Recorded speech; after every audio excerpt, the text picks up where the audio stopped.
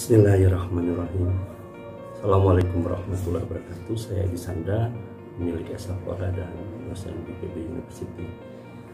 Kali ini saya bicara mengenai metabolit sekunder di dalam kultur jaringan. Metabolit sekunder di dalam kultur jaringan ini merupakan salah satu arah atau tujuan di dalam pengembangan kultur jaringan. Metabolit sekunder di sini adalah suatu metode untuk menghasilkan bahan obat dari suatu tanaman yang kita kulturkan. Dengan berlandaskan pada prinsip totipotensi, maka sebenarnya setiap bagian dari sel itu mempunyai kemampuan untuk menghasilkan bahan obat. Memang dalam kenyataan sehari-hari, misalnya tumbuhan obat tadi itu mempunyai konsentrasi kandungan yang tertingginya di organ yang berbeda-beda.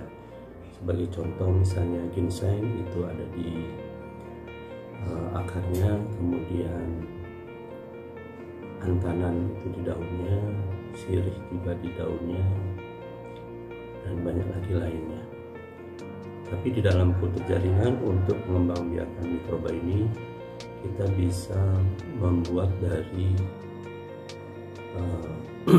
eksplan atau yang kita arahkan ke arah halus atau endosomatum.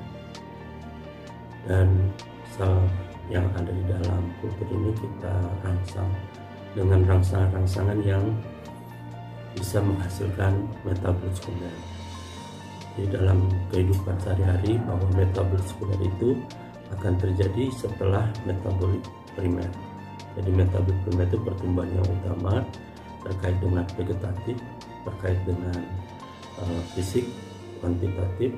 Jadi dia membesar dan sebagainya, tadi itu membelah, membesar dan sebagainya. Sedangkan metabolit sekunder masuk dalam klasifikasi kualitatif. Jadi sel tersebut menghasilkan suatu zat metabolit yang mempunyai fungsi dan manfaat yang berbeda-beda. Nah, untuk merangsang ini, maka sebenarnya kita harus tadi itu melewati dulu atau membuat supaya sel tersebut melewati fase vegetatifnya. Jadi langsung di switch atau diarahkan ke pertumbuhan metabolit sekundernya. Biasanya pada kondisi seperti ini bisa kita beri rangsangan-rangsangan yang menyebabkan dia menjadi menghambat pertumbuhan vegetatifnya, dan dia rangsang untuk bisa menghasilkan metabolit sekundernya.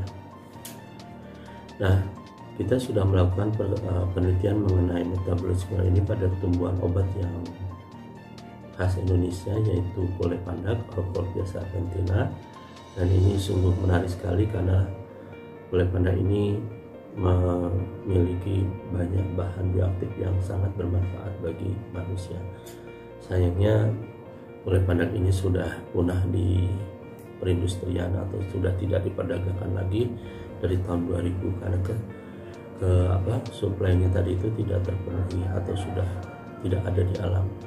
Sayangnya di Indonesia modelnya seperti ini, jadi kita tidak membudidayakan, langsung eksplorasi dari alam, dan itu membantu laju kepunahan dari Poleh Pandak ini. Apalagi Poleh Pandak ini yang dipanen adalah akarnya. Nah, kita sudah meneliti mengenai Poleh Pandak ini mulai dari kehidupannya secara ekologi, kemudian budidayanya, kemudian kita coba kulturkan, dan di dalam kultur kita sudah menghasilkan atau meneliti mengenai metabolit sekunder tadi itu. Dan yang sangat menarik sekali bahwa ternyata banyak hal yang bisa meningkatkan kandungan metabolit sekunder tersebut. Jadi sebagai contoh adalah poliploid, kemudian radiasi sinar gamma, dan juga perlakuan yang kita berikan. Jadi perlakuan penyinaran, sinar gelap dan terang tadi ini pernah kita lakukan terhadap Poleh Pandak, dan ini sangat menarik sekali ya. Oke, kita lanjutkan pada waktu yang berikutnya. Terima kasih.